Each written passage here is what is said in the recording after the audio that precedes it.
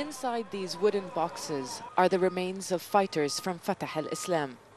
Dozens of bodies were brought to this mass grave for burial. Only numbers identify these men. DNA tests have been carried out by the Lebanese authorities on all the corpses, but they weren't able to identify all of them, and none of their families came to claim the bodies. They placed the coffins in an order so that they can be claimed by their families at a later date. Ahmed works at the morgue at the Tripoli government hospital where the bodies were kept.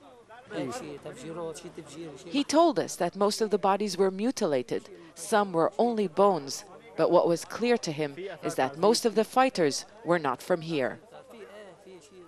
The graveyard of foreigners is where they were laid to rest. The bodies belong to nationals from Saudi Arabia, Yemen, Jordan, Syria, Tunisia, Algeria, as well as Palestinians. Fatah al-Islam battled the Lebanese army for more than 15 weeks at the nearby Palestinian refugee camp of Nahr al-Barid, and it drew fighters from the Arab world. Some of them were killed in the early days of the fighting, others weeks later, and many during a failed escape attempt on the day the fighting ended. They made mistakes, but it's not up to us to judge them. God will judge them. All we are giving them is the right to a proper burial. But not all agree. The dozens of residents from the city and nearby areas came to watch the burial of the man who killed almost 170 soldiers from the Lebanese army.